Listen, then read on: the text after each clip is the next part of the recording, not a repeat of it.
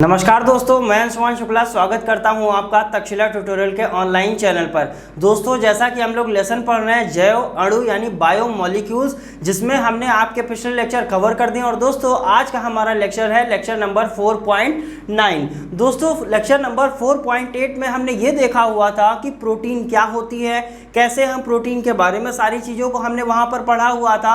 आज के लेक्चर में दोस्तों हम बात करेंगे कि प्रोटीन का जो वर्गीकरण किया गया है वो कितने प्रकार से किया गया है। सो दोस्तों ध्यान देंगे, प्रोटीन का जो वर्गीकरण होता है वो दो तरीके से किया गया है। प्रोटीन दो प्रकार की होती है, या तो रेशेदार प्रोटीन होगा या कैसा होगा, गोलिकामय प्रोटीन होगा। सो दोस्तों आज इसी पर बात करेंगे कि प्रोटीन क्या होते हैं, प्रोटीन के वर्गीकरण क्या होंगे। उसके बाद हम ये देखेंगे कि एंजाइम हमने लास्ट लेक्चर में आपको स्टार बनवाया था और कहा था कि एंजाइम के बारे में हम आगे लेक्चर्स में बात करेंगे।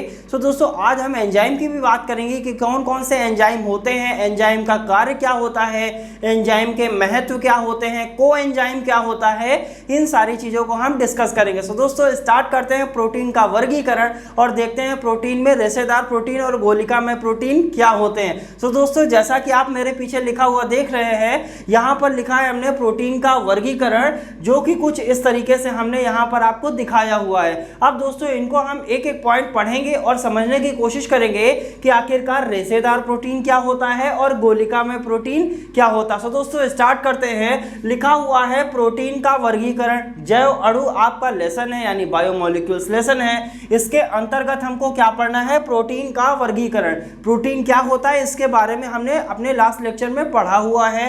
आज बात करेंगे प्रोटीन का वर्गीकरण। प्रोटीन का वर्गीकरण दो प्रकार से किया गया, रेशेदार प्रोटीन होती है और गोलिका में प्रोटीन होती है। बात करते हैं पहले रेशेदार प्रोटीन क्या होती है, फिर हम बात करेंगे गोलिका में प्रोटीन क्या होती है। सो दोस्तों रेशेदार का मतलब यहाँ पे आप लिखा हुआ देख रहे हैं क्या, रेशा। रेशा का मतलब क्या होता है, धागा जैसा होता है कुछ की नहीं, यही लिखा हुआ है पहला पॉइंट। पहली बात क्या होती है सर, यह जल में अविलेय होते हैं। जो रेशेदार प्रोटीन होती है यानी ऐसी प्रोटीन जिसकी संरचना धागे के समान होती है, वो जल में अविलेय है। अविलेय का मतलब होता है ये जल में घुलनशील नहीं होती है। विलेय का मतलब होता है घुलनशील होना और अविलेय का मतलब होता है अघुलनशील होना। सो दोस्तों पहला पॉइंट क्या मिला कि जो रेशेदार प्रोटीन होती है वो जल में नहीं घुलती है। नेक्स्ट पॉइंट क्या कह रहा है, नेक्स्ट पॉइंट कह रहा है पॉइंट नंबर बी, इसके अणु लंबे धागे के समान होते हैं। चूंकि कैसी है, रेशेदार है और रेशा का मतलब क्या होता है, धागे के समान संरचना।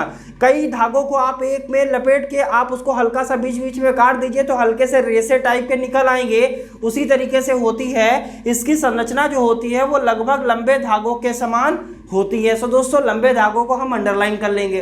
अब दोस्तों हमने यहाँ क्या देखा, जो रेशेदार प्रोटीन होती है उसके अणु कैसे होते हैं, लंबे धागे के समान होते हैं। पहला पॉइंट में क्या कह रहा था सर ये जल में जो होती है वो क्या होती है, अविलेय होती है, यानी जल में घुलनशील नहीं होती है और इसके जो अणु होते हैं वो लंबे धागे के समान होते हैं। दो पॉइंट दोस्तों क्लियर हो गए होंगे, छोटे छोटे पॉइंट है, ध्यान रखना है, बस सिंपल सी बात इतनी है। प्रोटीन के बारे में अगर लिखने के लिए आ जाएगा तो सारा चीजें उठा के स्टार्ट से लेकर एंड तक छाप देंगे, कहानी खत्म, फटाफट से आपको सारे आंसर्स मिल जाएंगे। नेक्स्ट पॉइंट क्या कह रहा है, इसके अणु धागे जैसे होने के कारण एक दूसरे से लिपट कर रेशे बनाते हैं। चूंकि क्या होता है, इसके अणुओं की संरचना कैसी होती है, धागे के समान होती है। और हमने अभी बताया कि जब धागों को आप एक पास लपेट देते हैं या आपस में लपेट देते हैं तो वो एक तरीके से क्या बना लेते हैं, रेशे बना लेते हैं। चूंकि ये रेशे बना लेते हैं इसीलिए इसका नाम क्या हो गया, रेशेदार प्रोटीन हो गया। सिंपल सा पॉइंट था, इसको आप एक बार रिवाइज करेंगे तो सारी चीजें आपको आसानी से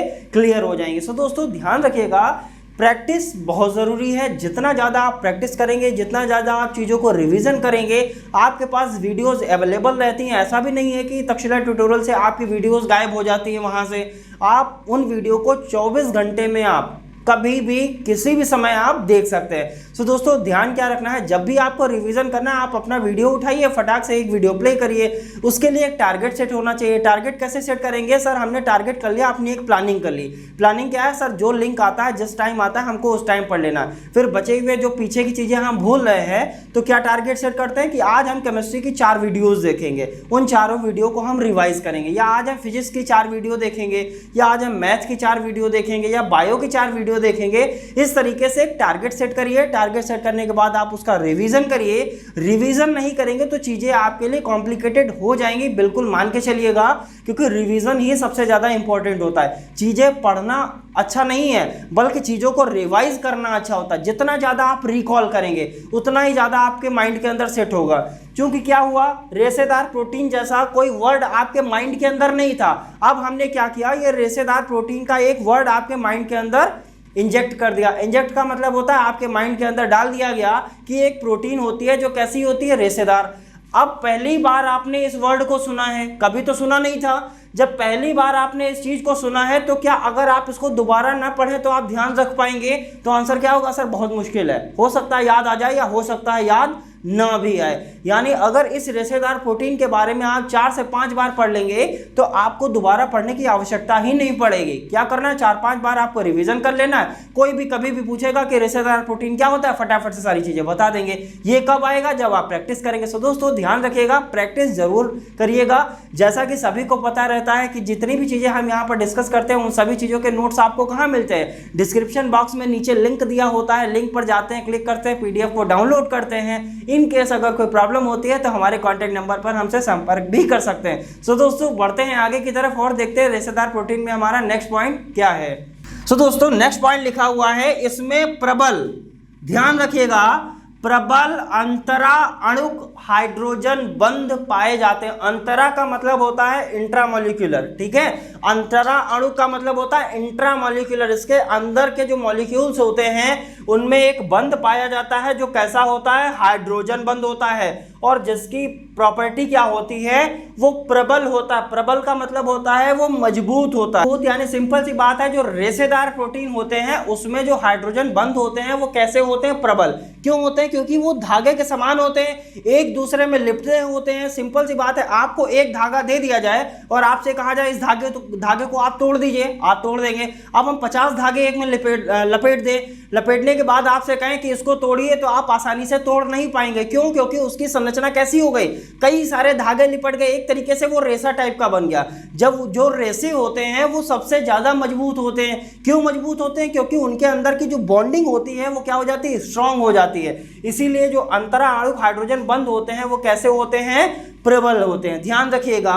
नेक्स्ट पॉइंट कह रहा है या जंतु ऊतकों के निर्माण में द्रव्य का कार्य करते हैं। जो प्रोटीन होती है, कैसी प्रोटीन, रेशेदार प्रोटीन जो होती है वो जंतु ऊतकों का निर्माण भी करती है। और जंतु ऊतकों के निर्माण में किस चीज का कार्य करती है, द्रव्य का कार्य करती है। किस चीज का कार्य करती है, द्रव्य का कार्य करती है। अब जंतु ऊतक क्या होते हैं, एनिमल टिश्यूज होते हैं, टिश्यू बोलते हैं इस ऊतक को। तो जो ऊतकों का जब निर्माण होता है तो उसमें किस चीज का कार्य करती है, द्रव्य का कार्य करती है। तो दोस्तों उम्मीद करते हैं रेशेदार प्रोटीन आपको आसानी से समझ में आ गया होगा। बढ़ते हैं आगे, देखते हैं गोलिका में प्रोटीन क्या होते हैं। अब दोस्तों वहां रेशा था, यहाँ क्या है, गोलिका है। यानी इस प्रोटीन की संरचना कैसी होगी, कुछ गोले के समान होगी या गोलिका के आकार की होगी। चलिए पहला पॉइंट देखते हैं। पहला पॉइंट क्या लिखा हुआ है, यह जल, अम्ल, क्षार, लवण में विलेय है। यानी ये जल में भी विलेय है, अम्ल में भी विलेय है, क्षार में भी विलेय है और लवण में भी क्या है, विलेय है। विलेय का मतलब आप इसमें जल डालिए, क्षार डालिए, लवण डालिए, अम्ल डालिए, ये सब में क्या हो जाएगी, घुलनशील हो जाएगी। सो दोस्तों पहला पॉइंट तो क्लियर हो गया। अगला पॉइंट लिखा हुआ है इनके विलयन। यानी जब ये विलेय हो जाती है तो जो इनका विलयन बनता है वो कैसा होता है, लिखा है इसका विलयन जो होता है वो कोलाइडी होता है। कैसा होता है, कोलाइडी विलयन, यानी कोलाइडल सॉल्यूशन होता है। क्या होता है कोलाइडल सॉल्यूशन, ये कब पढ़ेंगे, जब हम आगे के लेसन्स को पढ़ेंगे तो कोलाइडल सॉल्यूशन के बारे में हम आपको बिल्कुल पढ़ाएंगे। तो ध्यान रखेंगे, इस पर क्या कर लेंगे, एक स्टार बना लेंगे। क्यों, क्योंकि ये हमको आगे पढ़ना है। सिंपल सी बात है, जो कोलिका में प्रोटीन होते हैं वो एक विलयन बनाते हैं। कैसे बनाएंगे, क्यों बनाएंगे, क्योंकि ये अम्ल में भी विलेय है, क्षार में भी विलेय है, लवण में भी विलेय है और किस चीज में विलेय है, जल में भी विलेय है। इन सभी चीजों में विलेय है। तो सिंपल सी बात है, क्या बनाएगी, विलयन बनाएगी। इसका जो विलयन होगा वो कैसा होगा, कोलाइडल सॉल्यूशन होगा, यानी कोलाइडी विलयन होगा। अब कोलाइडी विलयन क्या है, जब हम आगे के लेसन्स को कवर करेंगे तो वहां पर हम कोलाइडी विलयन की भी डिस्कशन करेंगे। तो दोस्तों बढ़ते हैं नेक्स्ट पॉइंट की तरफ। अगला पॉइंट क्या लिखा हुआ है, इसमें दुर्बल अंतरा अणुक हाइड्रोजन बंध पाए जाते हैं, यानी इसके अंदर जो हाइड्रोजन बंध होता है वो प्रबल नहीं होता है, बल्कि कैसा होता है, दुर्बल होता है। अगर दुर्बल होता है तो इसको आसानी से अपघटित किया जा सकता है। अपघटित का मतलब होता है, सिंपल सा लैंग्वेज में आप समझ सकते हैं, तोड़ा जा सकता है। रेशेदार प्रोटीन को अपघटित नहीं किया जा सकता है, बल्कि इसको किया जा सकता है। क्यों? क्योंकि इसके अंदर दुर्बल अंतरा अणुक हाइड्रोजन बंध पाए जाते हैं, यानी क्या कह सकते हैं, वीक इंट्रामोलिकुलर हाइड्रोजन बॉन्ड्स कहते हैं। तो इनमें क्या होते हैं, दुर्बल अंतरा अणुक हाइड्रोजन बंध होते हैं। नेक्स्ट पॉइंट क्या कह रहा है, यह कई एंजाइम, हार्मोन्स आदि बनाते हैं। ये क्या करता था, जो रेशेदार प्रोटीन होता था वो ऊतक के निर्माण करता था, ऊतकों के निर्माण में द्रव्य का कार्य करता था।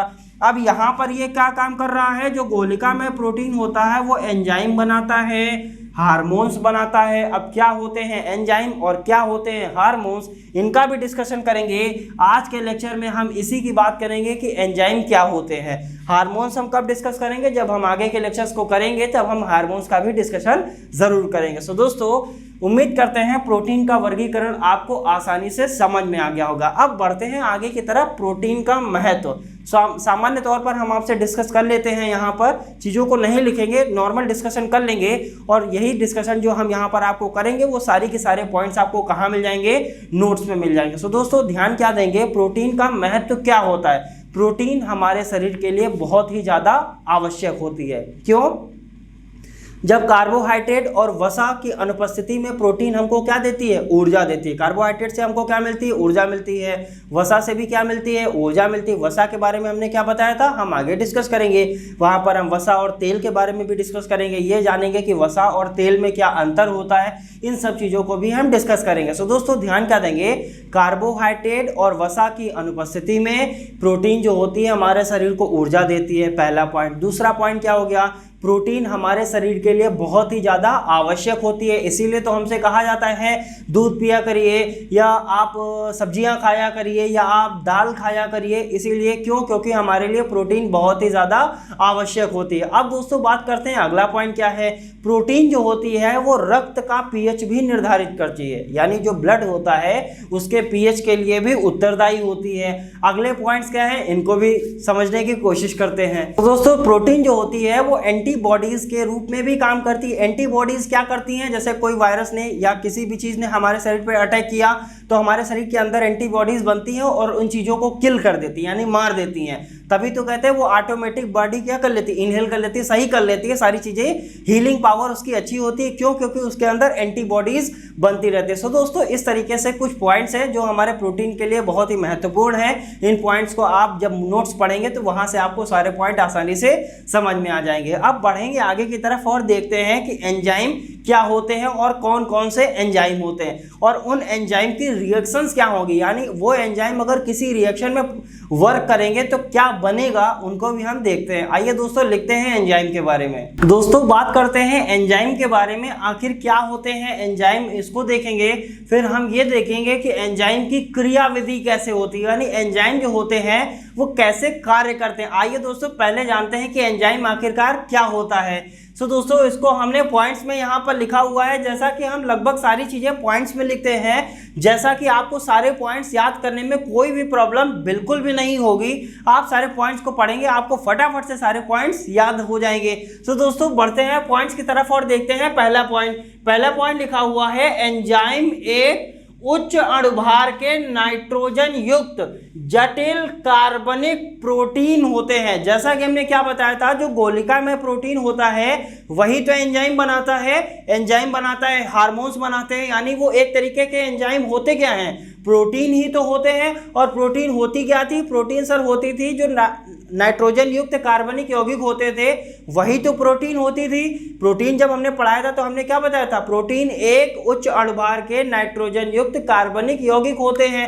अब दोस्तों, वहां पर हमने नाइट्रोजन के अलावा और भी कई सारे तत्व बताए थे, जैसे कार्बन बताया था, सल्फर बताया था, आयरन बताया था, फास्फोरस बताया था। ये सारी चीजें हमने वहां पर प्रोटीन में डिस्कस की हुई थी। सो दोस्तों, एंजाइम क्या होता है, एंजाइम भी एक उच्च अणुभार का नाइट्रोजन युक्त जटिल कार्बनिक प्रोटीन होता है। ध्यान रखेंगे नाइट्रोजन युक्त होना चाहिए और क्या होना चाहिए, जटिल कार्बनिक प्रोटीन होना चाहिए। अगर ऐसा कुछ है तो वो क्या कहलाएगा, एंजाइम कहलाएगा। सो दोस्तों उम्मीद करते हैं पहली डेफिनेशन तो आपको समझ में आ गई होगी, यानी एंजाइम में क्या होंगे, नाइट्रोजन तो होगा ही होगा क्योंकि नाइट्रोजन युक्त है। नेक्स्ट पॉइंट क्या लिखा हुआ है, अगला पॉइंट कह रहा है एंजाइम जो होते हैं वो जीवित कोशिकाओं में पाए जाते हैं, यानी लिविंग सेल्स जो होती हैं उसमें पाए जाते हैं। जो जीवित कोशिकाएं होती हैं, जैसे हमारी बॉडी क्या है, ह्यूमन बॉडी है वो बहुकोशिकीय है, यानी कई सारी सेल से मिलकर बनी हुई है। अमीबा क्या होता है, अमीबा एक कोशिकीय होता है, उसमें एक ही कोशिका पाई जाती है। हमारे बॉडीज में क्या होती है, कई सारी कोशिका पाई जाती है और कोशिका में क्या पाए जाते हैं, कोशिका के अंदर डीएनए पाए जाते हैं। वो सारी भी चीजें हम डिस्कस करेंगे कि डीएनए क्या होता है, आरएनए क्या होता है, ये भी आता है। डीएनए के बारे में आता है, आरएनए के बारे में आता है। कभी कभी अंतर भी पूछ देता है कि डीएनए आरएनए में क्या अंतर होता है, डीएनए फिंगरप्रिंटिंग आती है। दोस्तों ये सारे टॉपिक जितने भी हम यहाँ पर कराएंगे वो सारे के सारे टॉपिक इंपॉर्टेंट हैं। वो टॉपिक आप धीरे धीरे पढ़ते चलिए, लेकिन सारे लेक्चर्स को जरूर देखिएगा। लेक्चर बिल्कुल भी स्किप ना कीजिए। जितने भी पॉइंट यहाँ पर डिस्कस हो रहे हैं आप एक पॉइंट का चार्ट बनाइए, जितने पॉइंट हमने डिस्कस किए हैं उसके बाद जब हम आपको अनसॉल्व कराएंगे तो वहां पर आपको कई सारे ऐसे पॉइंट दिखेंगे जो हम यहाँ पर सारे पॉइंट्स आपको करा चुके हैं। जो एक आधे पॉइंट्स रह जाएंगे वो हम लास्ट में भी डिस्कस कर देंगे। सो दोस्तों परेशान होने की जरूरत नहीं है, पढ़ते रहिए बढ़ते रहिए। नेक्स्ट पढ़ते हैं, ये कहाँ पाए जाते हैं, जो एंजाइम होते हैं वो जीवित कोशिकाओं में उत्पन्न होते हैं। उत्पन्न का मतलब वहीं पर उत्पन्न होते हैं। सो दोस्तों नेक्स्ट पॉइंट क्या कह रहा है, अगला पॉइंट कह रहा है एंजाइम जो होता है वो रासायनिक अभिक्रियाओं को क्या करते हैं, उत्प्रेरित करते हैं। उत्प्रेरित का मतलब क्या होता है, जैसे हमने क्या बताया था, उत्प्रेरक क्या करता है, रासायनिक अभिक्रिया की अभिक्रिया दर को बढ़ा देता है। इसी तरीके से एंजाइम भी क्या करते हैं, एंजाइम अभिक्रिया की दर को बढ़ा देते हैं। अगर अभिक्रिया धीरे हो रही है तो वो तेज होने लगेगी, अगर तेज हो रही है तो वो धीरे होने लगेगी। सो दोस्तों ये क्या करता है, एंजाइम जो होता है वो जीव रासायनिक अभिक्रियाओं को उत्प्रेरित करता है, यानी एक तरीके से उनको इंकरेज करता है रासायनिक अभिक्रिया करने के लिए। नेक्स्ट पॉइंट कह रहा है एंजाइम में कोलाइडी विलयन बनाने की प्रबल प्रवृत्ति होती है। कैसा विलयन बनाने की प्रबल प्रवृत्ति होती है, कोलाइडी विलयन। क्यों बनाया, क्योंकि गोलिका में प्रोटीन भी क्या करता था, कोलाइडी विलयन बनाता था, और गोलिका में प्रोटीन से ही निकला क्या था, एंजाइम निकला था। अगर गोलिका में प्रोटीन कोलाइडी विलयन बनाएगा तो इसका मतलब क्या है कि एंजाइम भी जो होगा वो आपका कैसा विलयन बनाएगा, कोलाइडी विलयन बनाएगा। सो दोस्तों जैसा कि हमने बताया था इसको क्या कर लेंगे, स्टार कर लेंगे, क्योंकि ये हम आगे जरूर पढ़ेंगे।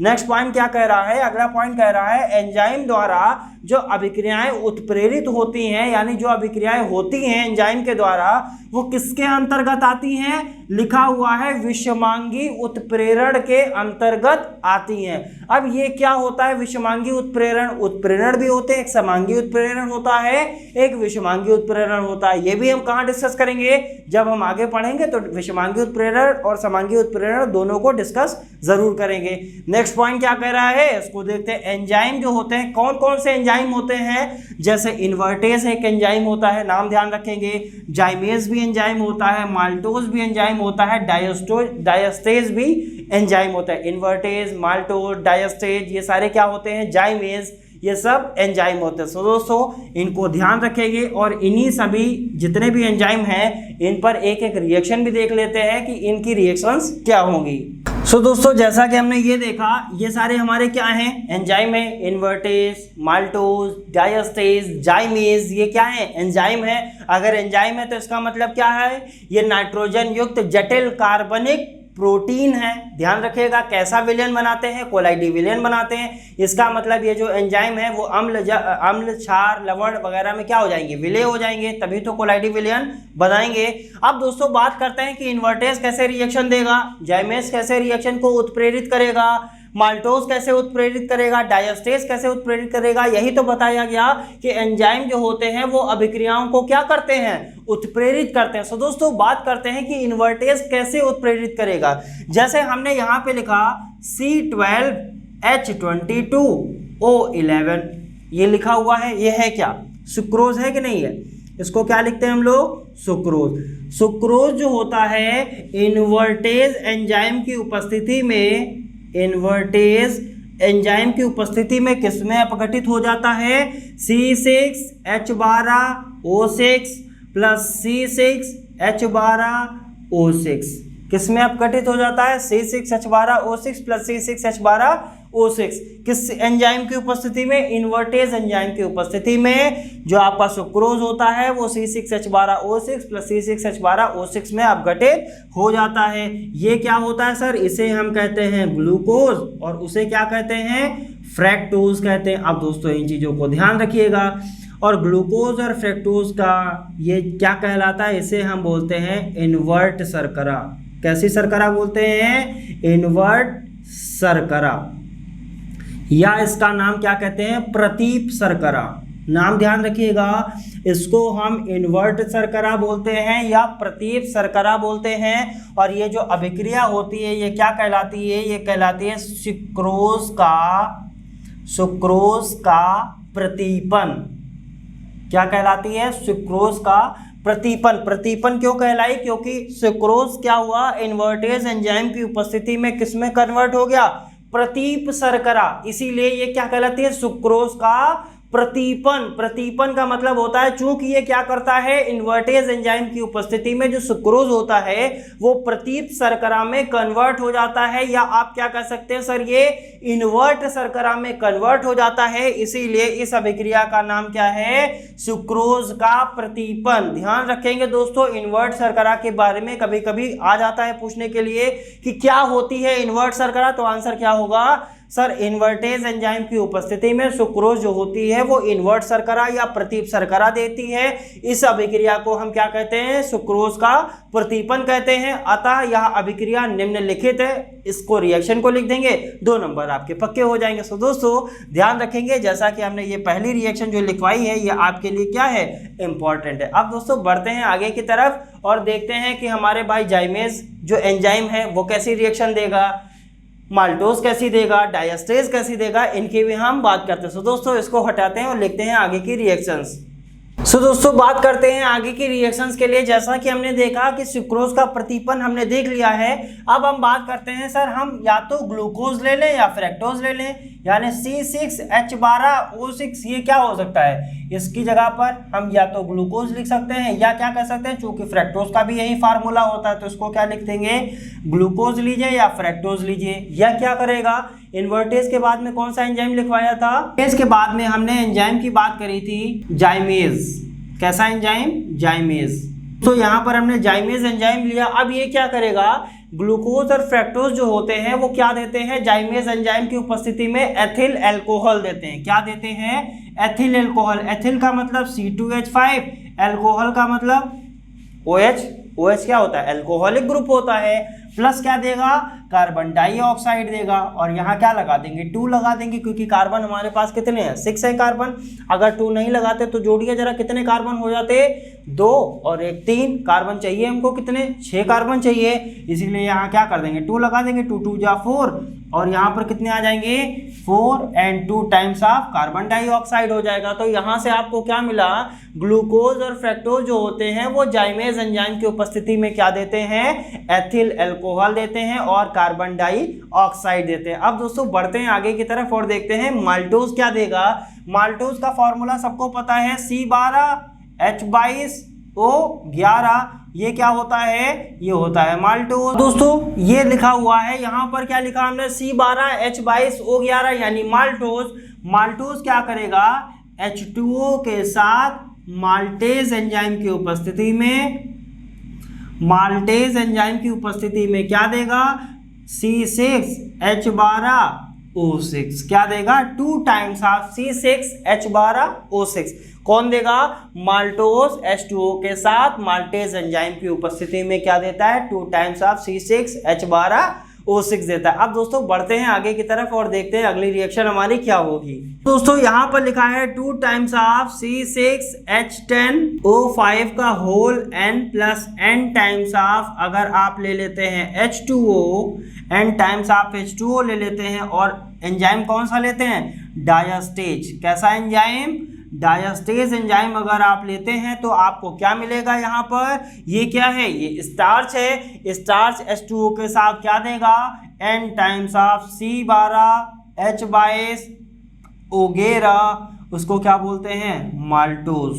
ये क्या देता है माल्टोज। C12H22O11 यानी C12H22O11 देता है, इसको क्या बोलते हैं माल्टोज। कब देगा जब डायस्टेज एंजाइम होगा, किसके साथ देगा, ये क्या होगा सर, ये होगा आपका स्टार्च। स्टार्च का फॉर्मूला यही लिखवाया था आपको। ये क्या होती है पॉलीसेकेराइड होती है, जैसा हमने बताया था C6H10O5 का होल N, जहां पर N होल में लग जाता है वही पॉली हो जाता है। ये क्या हो गया स्टार्च हो गया। N टाइम्स ऑफ H2O के साथ डायस्टेज एंजाइम की उपस्थिति में क्या देता है माल्टोज देता है। सो दोस्तों ये देखा है कि हमने एंजाइम कैसे रिएक्शंस देंगे। अब बात करेंगे एंजाइम की क्रियाविधि की। जैसा कि हम बात करने वाले हैं एंजाइम की क्रियाविधि, जो एंजाइम की क्रियाविधि हम यहाँ पर करवाएंगे उसे हम कहते हैं ताला कुंजी क्रियाविधि भी कहते हैं। कैसी कुंजी कहते हैं, ताला कुंजी क्रियाविधि भी कहते हैं। अब दोस्तों बात करते हैं एंजाइम की क्रियाविधि या ताला कुंजी की क्रियाविधि क्या है, इसको देखते हैं। सो दोस्तों बात करते हैं कि एंजाइम की क्रियाविधि, जैसा कि हमने बताया था इसको हम ताला कुंजी भी कहते हैं। आइए दोस्तों देखते हैं कि एंजाइम उत्प्रेरण, चूंकि एंजाइम उत्प्रेरण हमने यहाँ पर क्यों लिखा, एंजाइम क्या करते हैं अभिक्रिया को उत्प्रेरित करते हैं, और एंजाइम के अभिक्रिया को उत्प्रेरित करने की प्रक्रिया को ही हम क्या कहते हैं एंजाइम उत्प्रेरण कहते हैं। ध्यान दीजिएगा, एक बार हम फिर रिपीट कर रहे हैं, एंजाइम उत्प्रेरण क्या होता है कि एंजाइम के अभिक्रिया के उत्प्रेरित करने की प्रक्रिया को ही हम क्या कहते हैं एंजाइम उत्प्रेरण कहते हैं। अब दोस्तों देखते हैं ये प्रक्रिया जो होती है जिसमें एंजाइम क्या करते हैं अभिक्रिया को उत्प्रेरित करते हैं, इस उत्प्रेरण की क्रियाविधि होती कैसी है इसको हम बात करेंगे। सो दोस्तों यहां पर लिखा हुआ है हम जानते हैं, यानी हम क्या है विद्वान है। बहुत दिन बाद हमने जाना है, इसका मतलब हम क्या हो रहे हैं बहुत दिन बाद आज हम विद्वान हो रहे हैं। तो दोस्तों हम क्या जानते हैं एंजाइम कोलाइडी विलयन बनाते हैं। जैसा कि हमने आपको अभी बताया था एंजाइम क्या करते हैं कोलाइडी विलयन बनाते हैं। क्यों बताया था, क्योंकि गोलिका में प्रोटीन भी होते थे, वो क्या करते थे कोलाइडी विलयन बनाते थे। वो अम्ल जल क्षार लवण में क्या होते थे विलय होते थे। और रेशेदार प्रोटीन क्या होते थे सर, रेशेदार प्रोटीन जो होते थे वो जल में अविलय होते थे। दोस्तों चीजों को रिलेट करके पढ़िए, आप फटाफट से चीजें याद कर सकते हैं। तो दोस्तों हम क्या जानते हैं एंजाइम जो होते हैं वो क्या बनाते हैं कोलाइडी विलयन बनाते हैं, पहला पॉइंट।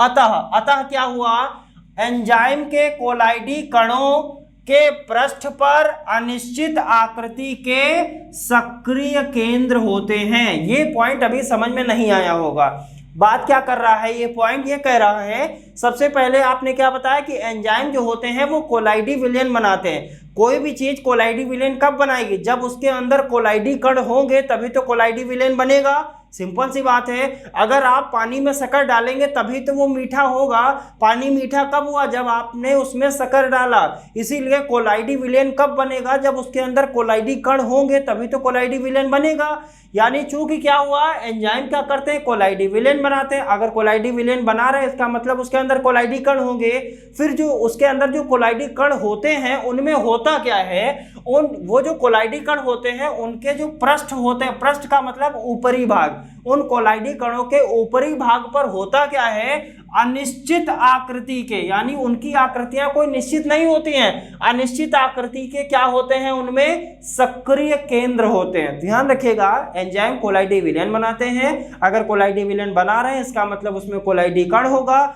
फिर जो कोलाइडी कण होते हैं उनके ऊपरी सतह पर क्या होते हैं अनिश्चित आकृति के सक्रिय केंद्र होते हैं। अब तो समझ में आ गया होगा। अब ये सक्रिय केंद्र करते क्या है इसको देखते हैं। तो क्या लिखा हुआ है इन सक्रिय केंद्रों में, यानी ये जो सक्रिय केंद्र है वो किस पर है कोलाइडी पृष्ठ पर है, कोलाइडी कणों के पृष्ठ पर है। इन सक्रिय केंद्रों में क्या होता है उचित ऊर्जा के अभिकारक के अणु क्या हो जाते हैं फिट हो जाते हैं। यानी जो केंद्र होते हैं सक्रिय केंद्र होते हैं, चूंकि ये क्या है अनिश्चित आकृति के हैं, तो ये क्या करेगा एंजाइम क्या करता है अभिक्रिया को उत्प्रेरित करता है। और अभिक्रिया कब होती है जब अभिकारक होता है। यानी एंजाइम पर क्या है एंजाइम पर सक्रिय केंद्र है और उन सक्रिय केंद्रों में क्या हो जाते हैं अभिकारक के अणु आते हैं और उन केंद्रों में क्या हो जाते हैं फिट हो जाते हैं। यही लिखा हुआ है। जैसे कैसे फिट हो जाते हैं, ताले में कुंजी फिट होती है।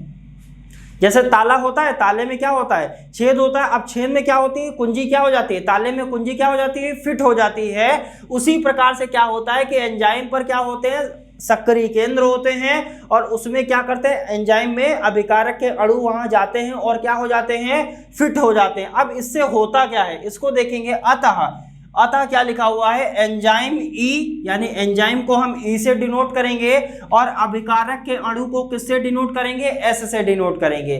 ठीक है, अतः एंजाइम ई और अभिकारक के अणु के साथ सक्रियत संकर बनाता है। चूंकि ये क्या हो जाते हैं, जब फिट हो जाते हैं तो एक सक्रियत संकर बनाते हैं, उसे हम क्या कहते हैं, उसे हम कहते हैं ईएस। क्या कहते हैं, सक्रियत संकर को क्या कहेंगे, ईएस। ईएस कब बना, जब एंजाइम ई और अभिकारक का अणु आपस में फिट हुआ तभी तो ईएस बना। ईएस बनाते हैं, फिर क्या करते हैं, ये जो सक्रियत संकर होते हैं, यानी ये जो अभिकारक, ये जो एंजाइम है और ये जो अभिकारक का अणु है, ये क्या होता है, ये उत्पाद पी और एंजाइम ई में टूट जाता है। दोस्तों ये पॉइंट अभी आपको समझ में नहीं आया होगा। अब दोस्तों इसको समझने की कोशिश करते हैं। क्या होगा, एंजाइम ई होगा और अभिकारक का अणु होगा। अब ये दोनों क्या करेंगे, ये दोनों जब अभिक्रिया करेंगे तो होगा क्या, एक सक्रियत संकर बनेगा। कैसा सक्रिय संकर बनेगा, ईएस बनेगा। इससे क्या होगा, ये ईएस किसमें टूट जाएगा, एंजाइम ई में टूटेगा और उत्पाद पी में टूटेगा। अब इसको देखते हैं दोस्तों, क्या हुआ यहाँ पर, हमने मान लेते हैं कि कोई एक एंजाइम का अणु है, उस पर कुछ इस तरीके के सक्रिय केंद्र हैं।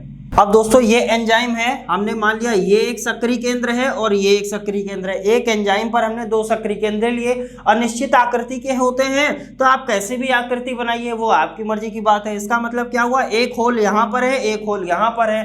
अब इस तरीके से एक इसी आकृति का जो अभिकारक का अणु होगा वो इसमें क्या हो जाएगा, फिट हो जाएगा। अब दोस्तों देखते हैं इसकी आकृति का अभिकारक का अणु हम कैसे बनाएंगे। कुछ इस तरीके से हम बना सकते हैं।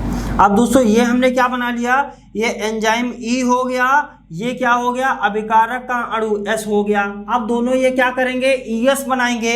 ईएस का मतलब ये वाला आएगा और इसमें क्या हो जाएगा, फिट हो जाएगा। फिट कैसे होगा, जैसे ताले में कुंजी फिट हो जाती है। चलिए इसको फिट करते हैं। तो दोस्तों यहाँ पर ये बनाया, पहले एंजाइम हमको बनाना पड़ेगा। जब तक एंजाइम नहीं बनाएंगे तब तक ये फिट कैसे होगा, ये भी तो हमको देखना है कि नहीं देखना है, बिल्कुल देखना है। तो दोस्तों यहाँ पर हमने ये एंजाइम बना लिया। अब चूंकि इसमें हो क्या रहा है, इसमें अभिकारक का अणु गया और अंदर क्या हो गया, फिट हो गया। यानी जब ये अंदर जाएगा तो ये वाला इसके अंदर चला जाएगा और ये वाला इसके अंदर चला जाएगा। तो कुछ इस तरीके से आपको एक संरचना दिखाई देगी। ये क्या होगा, ई होगा, ये क्या होगा, एस होगा। इसे ही क्या बोलते हैं, सक्रियत संकर बोलते हैं। अब दोस्तों जब ये दोनों आपस में अभिक्रिया करेंगे तो एंजाइम जैसा था वैसा ही अलग हो जाएगा और उत्पाद आपको एक प्रोडक्ट भी मिल जाएगा। आइए दोस्तों देखते हैं कैसे प्रोडक्ट मिलेगा हमको। तो एंजाइम जो है हमारा, एंजाइम जैसा हमारा था वैसा एंजाइम क्या हो जाएगा, अलग हो जाएगा। चूंकि एंजाइम क्या करते हैं, केवल अभिक्रिया को उत्प्रेरित करते हैं, बाकी अलग हो जाते हैं। और आपको प्रोडक्ट आपको कैसा मिलेगा, कुछ आपको इस तरीके से आपको क्या मिल जाएगा, प्रोडक्ट मिल जाएगा। सो दोस्तों ये प्रोडक्ट आपको मिल गया। कैसे मिला, ये ईएस हुआ, यहाँ से बीच से एक लाइन कर देते हैं क्योंकि ये क्या करेंगे, आपस में सक्रिय संकर जब करेंगे, ये क्या बनाया, ईएस बनाया। ईएस का मतलब होता है सक्रिय संकर। अब ये दो प्रोडक्ट बन गया, एक प्रोडक्ट ये अलग हो गया, नीचे वाला प्रोडक्ट अलग हो गया। यहाँ से आपको क्या मिला, पी फॉर मतलब क्या होता है, प्रोडक्ट। प्रोडक्ट का मतलब क्या होता है, उत्पाद होता है। यानी एंजाइम हुआ, एंजाइम से जब अभिकारक के अणु आपस में क्या किए, जब क्रिया किए, क्रिया करने से क्या बना, एक सक्रिय संकर बना। सक्रिय संकर से एंजाइम जैसा था वैसा अलग हो गया। और आपको अभिक्रिया से बनाते क्या है, आप उत्पाद ही तो बनाते हैं। तो यहाँ से आपको क्या मिल गया, उत्पाद मिल गया। सो दोस्तों उम्मीद करते हैं कि एंजाइम की क्रिया विधि आपको आसानी से समझ में आई होगी। ध्यान रखिएगा, छोटी सी है, सिंपल है। आप एक बार इसको पढ़ेंगे आपको आसानी से समझ में आ जाएगा। फिर भी अगर कोई कंफ्यूजन हो जाता है तो हमारे कांटेक्ट नंबर पर हमसे कांटेक्ट भी कर सकते हैं। अब दोस्तों बढ़ते हैं आगे की तरफ और देखते हैं एंजाइम का महत्व क्या होता है। फिर हम देखेंगे कि को एंजाइम क्या होते हैं। सो दोस्तों लिखते हैं एंजाइम का महत्व और को एंजाइम।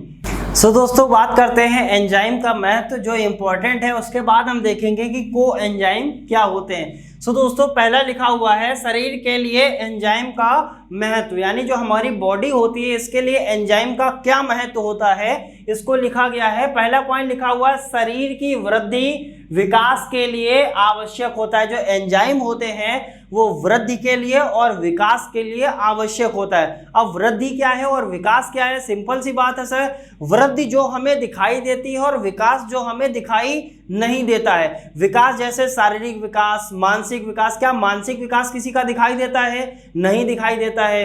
अब दोस्तों इस तरीके से अब वृद्धि क्या है? जैसे बाल का बढ़ना, ठीक है, एज का बढ़ना, ये सारी क्या होती है? ये हमारी वृद्धि होती है। जब जैसे उम्र बढ़ती है इस तरीके से क्या होता है? ये हमारी वृद्धि है। जिसे हम देख सकते हैं, जिसका हम मापन कर सकते हैं, जिसे हम तौल सकते हैं, जैसे वजन क्या है? एक तरीके की वृद्धि है। जिसका हम मापन कर सकते हैं, जिसे हम देख सकते हैं, जिसे हम तौल सकते हैं, वो क्या होती है? या जिसका हम मापन कर सकते हैं, तौल छोड़ दीजिए, जिसका हम मापन कर सकते हैं या जिसे हम माप सकते हैं वो क्या कहलाती है? वृद्धि कहलाती है। और विकास का मापन संभव नहीं है, यानी कुछ पैरामीटर्स बनाए गए हैं, उनके पैरामीटर के अकॉर्डिंग विकास को माप सकते हैं, लेकिन विकास एक ऐसी प्रक्रिया है जो दिखाई नहीं देती है। अब दोस्तों बात करते हैं शरीर की वृद्धि और विकास के लिए क्या महत्व है। एंजाइम जो होता है वो इंपॉर्टेंट होता है। अगर एंजाइम नहीं होगा तो शरीर जो है वो पूरी तरीके से वृद्धि नहीं कर पाएगा, उसका पूरा विकास नहीं होगा। सो इसीलिए एंजाइम जो होता है वो शरीर की वृद्धि और विकास दोनों के लिए आवश्यक होता है। नेक्स्ट पॉइंट क्या लिखा हुआ है? किसी भी एक एंजाइम के ना बनने से रोग उत्पन्न होते हैं। यानी अगर बॉडी के अंदर कोई भी एक एंजाइम ना बने तो क्या उत्पन्न हो जाएगा? रोग उत्पन्न हो जाएंगे। अब ये रोग कौन कौन से हो सकते हैं इसको भी देख लेते हैं। जैसे लिखा हुआ है अपच, अपच भी एक रोग होता है। भूख ना लगना, कब्ज आदि बहुत सारे ऐसे रोग हैं, ये क्या हो जाते हैं? उत्पन्न हो जाते हैं। ये कब उत्पन्न होते हैं? जब कोई भी एक एंजाइम शरीर के अंदर नहीं बनता। सो दोस्तों ये क्या थे? बेसिक कॉन्सेप्ट थे हमारे इंपॉर्टेंस ऑफ एंजाइम। अब ये इंपॉर्टेंस थी एंजाइम की कि क्या हमारे लिए एंजाइम महत्वपूर्ण है या नहीं है। अब दोस्तों बात करते हैं को एंजाइम के लिए, यानी ये क्या होता है को एंजाइम। हम जानते हैं एंजाइम क्या होते हैं? प्रोटीन होते हैं। हमें पता है एंजाइम क्या होते हैं? प्रोटीन होते हैं। नेक्स्ट आगे क्या लिखा हुआ है? परंतु इनमें, यानी ये जो एंजाइम होते हैं ये प्रोटीन होते हैं, लेकिन उनमें एक अप्रोटीन भी उपस्थित होता है। क्या उपस्थित होता है?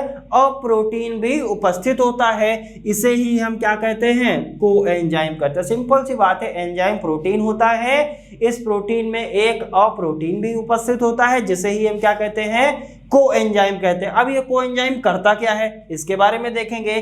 को एंजाइम की जो उपस्थिति होती है वो एंजाइम की सक्रियता को बढ़ा देती है। वैसे भी एंजाइम सक्रिय होता है, लेकिन को एंजाइम क्या करता है? उसकी सक्रियता को और बढ़ा देता है। जैसे अगर आप ताकतवर हैं तो पहली बात तो आप ताकतवर खुद हैं, ठीक है, आप कुछ भी कर सकते हैं। और अगर आपके साथ में कोई ऐसा मित्र भी है जो वो भी ताकतवर है, अगर वो भी आपके आके बगल में आके अगर खड़ा हो जाएगा तो आपकी ताकत क्या हो जाएगी? बढ़ जाएगी, यानी आपकी सक्रियता बढ़ जाएगी। इसका मतलब क्या हुआ कि इसी तरीके से जो को एंजाइम होते हैं, पहली बात तो एंजाइम ऑलरेडी सक्रिय होता है, लेकिन को एंजाइम भी क्या करता है? एंजाइम की सक्रियता को बढ़ा देता है। तो दोस्तों उम्मीद करते हैं आज का लेक्चर अच्छे से समझ में आया होगा।